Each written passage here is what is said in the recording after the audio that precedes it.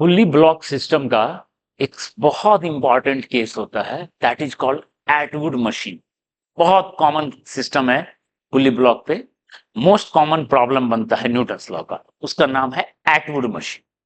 वो क्या है देखिए, नाम सिर्फ टफ सा लग रहा है डायग्राम बहुत सिंपल।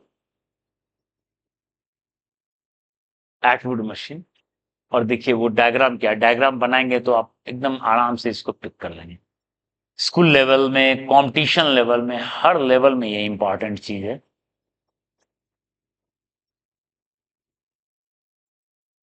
ये है एटवुड मशीन।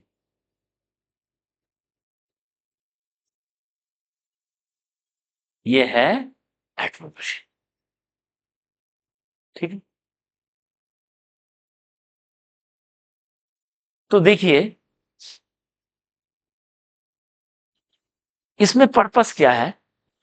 इसका मास है m1, एटवुड मशीन का। फुल्ली ब्लॉक सिस्टम है, दोनों तरफ मास हमने लगा दिया। आपको पता करना है what is acceleration of system.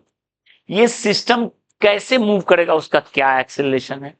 What is tension in system, tension in rope, इस रोप में टेंशन कितना। तो ये दोनों बहुत स्टैंडर्ड रिजल्ट है, इस रिजल्ट को याद होना ही चाहिए। ये एनसीईआरटी में भी है क्वेश्चन, और प्लस कंपटीशन में तो रहता ही रहता है, ठीक। इसका मैं कंप्लीट डेरिवेशन भी बता रहा हूं और रिजल्ट भी आपको बता रहा हूं उसका क्या है, ठीक। देखिए क्या है कहानी। आप अपने इंट्यूशन से बोल सकते हैं, अगर हम अब ये ले रहे हैं कि मास ज्यादा है, m2 ज्यादा है, सपोज ऐसा, तो अब बोलोगे सर यस m2 का मास ज्यादा है तो इसका एक्सेलेरेशन नीचे होगा और इसका एक्सेलेरेशन ऊपर होगा। इसका एक्सेलेरेशन नीचे होगा और इसका एक्सेलेरेशन ऊपर होगा। चलो ठीक है, ओके। ये जितना नीचे जाएगा उतना वो ऊपर आएगा, तो इसका एक्सेलेरेशन ए तो इसका एक्सेलेरेशन ए। ये है काम। अब हम क्या करेंगे, पहले फोर्स को आइडेंटिफाई करेंगे, जो हम लोग का तरीका है न्यूटन्स लॉ लगाने का। नीचे m2g, इधर m1g, इधर टेंशन T2, यहां टेंशन T1, ये T2 तो यहां पर T2, ये टेंशन T1 तो यहां T1, और यहां T1 प्लस T2। सारा फोर्स को हमने आइडेंटिफाई कर लिया, ठीक है। तो चलिए ये फोर्स हमने आइडेंटिफाई कर दी। अब उसमें कुछ मॉडिफिकेशन भी कर लेते हैं। हमें पता है कि from property of pulley, of ideal pulley, ideal pulley के हिसाब से T1 T2 बराबर होना चाहिए। मान लेते हैं वो T है, तो वो T है, इसको हमने T माना तो ये T है, ये T और ये T, ठीक है। तो अब क्या करेंगे, देखिए m2 का फ्री बॉडी डायग्राम ड्रॉ करेंगे। ऊपर में T और नीचे में m2g, और एक्सेलेरेशन a। m1 का फ्री बॉडी डायग्राम ड्रॉ करेंगे, क्या लिखेंगे, m1g, और ऊपर में t और इसका एक्सेलेरेशन a, ओके। फोर्स हमने आइडेंटिफाई कर लिया, फ्री बॉडी डायग्राम ड्रॉ कर लिया। अब क्या करेंगे, थर्ड स्टेप, इसका इक्वेशन लिखिए। नीचे है तो ये ऑलरेडी बताया जा चुका है, कैसे लिखेंगे, m2g minus T equal to m2a, और ये ऊपर है तो क्या लिखेंगे, t minus m1g equal to m1a। इसका इक्वेशन, उसका equation m2g minus T equal to m2a, उसका t minus m1g equal to m1a, क्योंकि वहां ऊपर एक्सेलेरेशन है, यहां नीचे एक्सेलेरेशन है। अब देखिए दो मिल गया, अब दोनों को ऐड कर लेते हैं। Adding both, adding both equation, दोनों इक्वेशन को ऐड कर लो तो t अपने आप खत्म हो जाएगा। देखिए ये t और minus T plus T cancel, यहां से ए का जो रिजल्ट आ रहा है, बहुत फेमस रिजल्ट,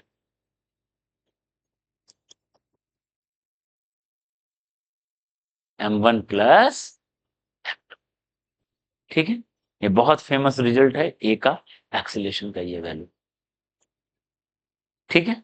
ये तब हो रहा है जब m2 का वैल्यू m1 से ज्यादा। तो बताइए अगर m1 का वैल्यू m2 से ज्यादा होता तो ये लिख देते,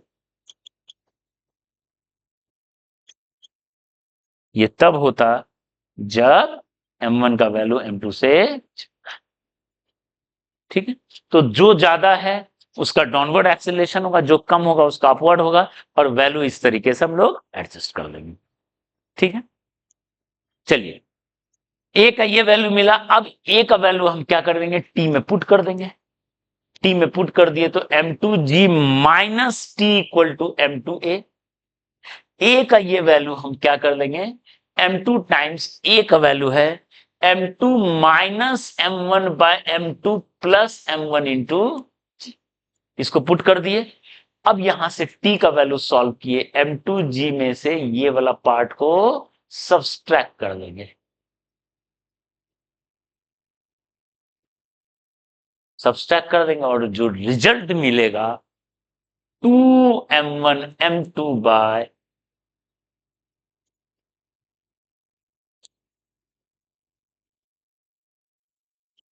बहुत फेमस रिजल्ट, टेंशन का 2m1 m2 by m1 plus m2g, ठीक है, और एक्सीलरेशन का ये वैल्यू, ठीक है।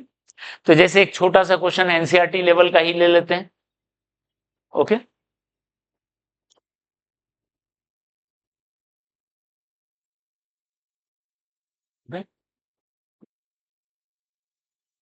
ये 6 kg, ये 4 kg, ये मान लेते हैं 6 kg है, ये 4 kg है, ओके। इसका एक्सीलरेशन कितना होगा, टेंशन यहां कितना होगा, टेंशन यहां पूछा है टेंशन, ठीक है। एक्सीलरेशन कितना होगा, इसका एक्सीलरेशन ए कितना होगा, इसका एक्सीलरेशन ए कितना होगा, आराम से बन जाएगा। ए का वैल्यू देखिए, हमारे पास फार्मूला है, m2 देखो 6 kg ज्यादा है तो ये डाउनवर्ड एक्सीलरेशन होगा, ये अपवर्ड एक्सीलरेशन होगा। 6 minus 4 m2 minus m1, m1 plus m2 into g 10, यानी 2/10 इंटू जी। एक्सीलरेशन हो गया 2 मीटर पर सेकेंड स्क्वायर, एक्सीलरेशन इतना हो गया। जो रोप में टेंशन है